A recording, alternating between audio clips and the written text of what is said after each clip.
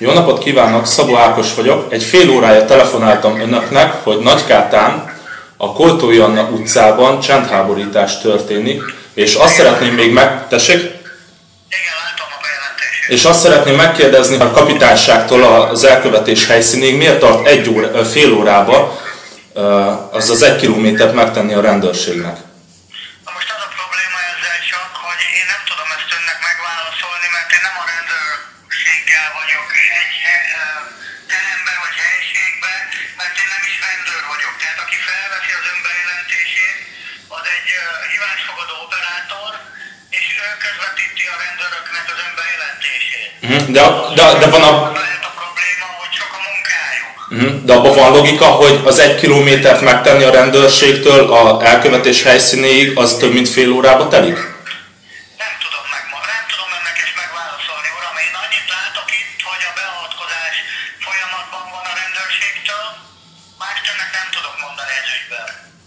Tehát nem folyamatban van, mert még ki sem érkeztek. Nem tudom megmondani. Értem, akkor legyen szíves már szólni a rendőrségnek, hogy tehát azt az 1 kilométert azt lehetőleg fél órán belül tegyék meg. Nekem az lenne a javaslatom, uram, hogyha a rendőrök megérkeznek oda, akkor mondja meg nekik személyesen. Meg is fogom mondani. Rendben van, akkor viszont hallásra. Viszhal.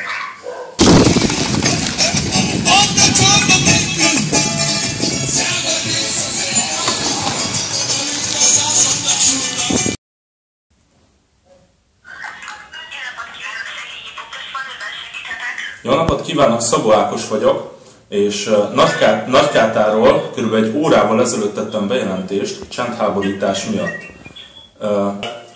Tájékoztatni szeretném önöket, hogy üvöltették a cigányok a zenét, bejelentést tettem csendháborítás miatt. És több mint 1 óra alatt a rendőrség a kapitányságtól a elkövetés helyszínéig azt az 1 kilométert 1 óra alatt nem bírta megtenni. Most... Itt van térerő. Hát jó, mégse hallom jól. Hát akkor nem tudok mit csinálni. Már előbb a kollégája jó hallott. Hát biztos nem én vagyok a hibás. Jó, de én sem. Csak az előbb mind a 2 kollégája jó hallott, már kétszer is... Jó, ilyen a lényeg. Az, hogy tájékoztatni szeretném önöket, hogy feleslegesen fizetem a rendőrségnek az adóforintjaimat, mert 1 óra alatt sem bírnak kiérkezni az elkövetés helyszínére. Igen, uram, tényleg? Igen. Csak mondjuk tájékoztatnám arról, hogy nem a maga bejelentése az egyetlen, tudja? Igen? De úgy... Igen, képzelj el. Hát ez nagyon érdekes, mert 1 kilométer van a kapitányságtól ez a helyszín, és nem bírtak 1 óra alatt kiérkezni. Érdekes. Igen, csak ők azért nem onnan jöttek, hanem címről jöttek, uram. Hát ez nagyon jó. Csak akkor jelz... Nem kell egyből a rendőrt hibáztatni, mert mondjuk ugyanúgy nekik is van munkájuk. Ja, hát igen, ez is a munkájuk lenne, hogy ezeket már egész nyáron...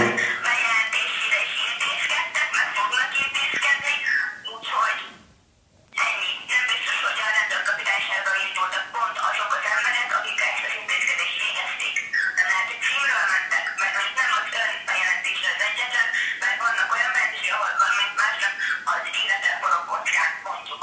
Nagyon jó, csak egész nyáron erre nem voltak képesek, hogy időben érkezzenek ki. Ezt mivel tudja magyarázni? Uram, ön most nem fogja fel amúgy?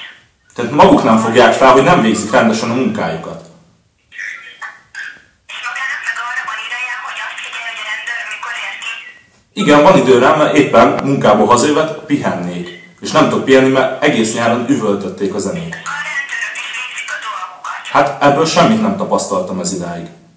Hát jó, akkor el kell menni magának rendőrnek, és akkor majd maga biztos jobban fogja tudni. Hát minden bizonnyal, akkor igen, köszönöm a jó tanácsot, minden jót.